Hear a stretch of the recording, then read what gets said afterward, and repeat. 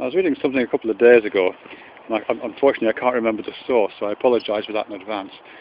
And it does sound quite esoteric when I think about it, but I think the source wasn't particularly esoteric. But basically it was just saying that human beings are an emergent property of the laws of the universe, which sounds, as I say, a bit too general to be useful at all.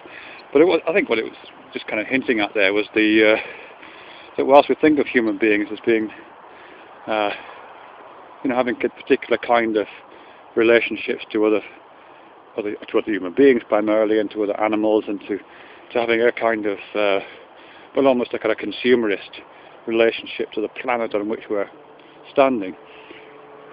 In another sense, we are as law-bound, bound to the laws of the universe as everything else, of course, and we are a product of the natural functioning of those laws.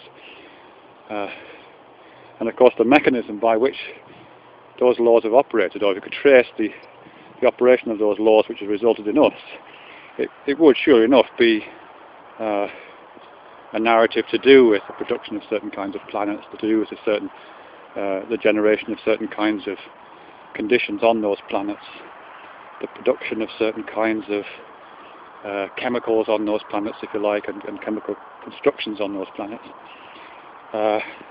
and the construction of certain kinds of organisms, if you like, biological constructions, organisms on those planets, and then the mechanisms by which these organisms can copy themselves, ultimately through some kind of reproductive process, and then on to the origin of species, if you like, and the story tells itself from that point on, resulting in human beings like myself and other people. Other animals as well, yes, but I'm just focusing on human beings right now. So our existence as human beings is to what feels like us the end point of that narrative. But it's not really an end point, but certainly we feel as if ourselves as kind of surfing the crest of that particular emergent wave.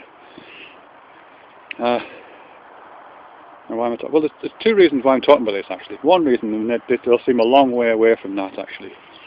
The first is to do with some of the reports that came out of Iraq, actually. Not so much Iraq. No, more recently, out to Afghanistan. There was a report in the paper a couple of weeks ago about a British soldier who'd been killed by one of those improvised explosive devices. And he didn't die immediately, but his comrades found him. And I don't know to what extent this is true, but certainly the way it was reported is that, of course, his last words were of him asking for his mother. Just a young lad, isn't he? About 19, not much older than my kids, actually. Of asking for his mother, which is a terribly touching image. And of course, I'm sure that I don't know if there are Afghani newspapers reporting on the war, but I'm sure there's lots of 19-year-old Afghani people crying for their mother as they die in unfortunate circumstances as well. It seems to be pretty much a universal. I guess the reason why that's resonating with me at the moment is the other reason I'm talking about this, is that my own mother just went into hospital a couple of days ago. She's 93, my mum. And, well, she might come out, she might not, quite honestly. But, and we had one of those conversations with the doctor where they say, if she gets any worse, we might have to think about resuscitation. Would you want us to resuscitate? And I guess if you're faced with a question like that, it becomes very, very loaded. It focuses the mind very particularly on the moment when people pass from life into death. So I'm thinking about that as well, actually. So I'm thinking about this lad's mum, and I'm thinking about my mum, and I'm thinking about us emerging from the earth. And I'm thinking, okay, we're emerging from this earth through universal laws, and we care about our mum, particularly when we're dying, or particularly when our mum is dying. I don't know where I'm going this, really. I suppose what I'm thinking about is that there's a set of highly charged emotional... I'm filling up what I'm talking about, this is ridiculous. There's a set of very highly charged emotional responses and engagements with that process. And I don't know, I guess from a strictly evolutionary psychology perspective, that'd be something to do with affiliations to caregivers, that kind of thing. Your mum is important to you because she looks after you and brings you in and raises you and so on. So it makes good adaptive sense for us to be in love with our mums, and to want our mums to care for us, particularly at moments like that. But it seems to me that, yeah, I think your mum is also an entry point into the rest of the universe. I mean, quite literally. I mean, it's an exit point, an entry point, an emergent point. You know, we emerge from the universe, but the point that we emerge from is a very particular point. We don't just burst onto the scene randomly.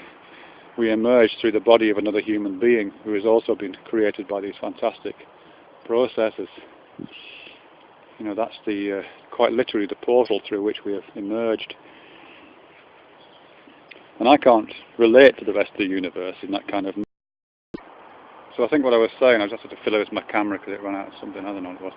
But yeah, I can kind of look around and I can relate to nature in a fairly abstract way. I mean, I enjoy it, but it doesn't really float my boat in the way that close human relationships do.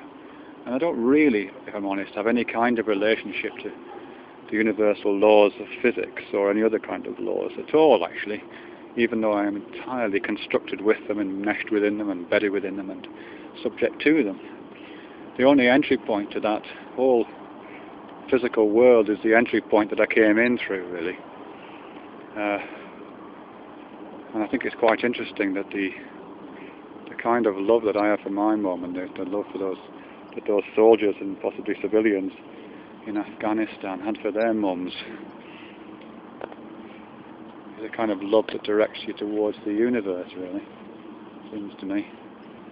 Maybe there's a way of looking through your emotional attachment without diminishing it in any way, but the kind of looking through your emotional attachment to your loved ones, particularly the loved one that brought you into this world, and seeing the beauty of everything else and the compassionate nature of everything else and the constructive nature of everything else that lies on the other side of that particular portal.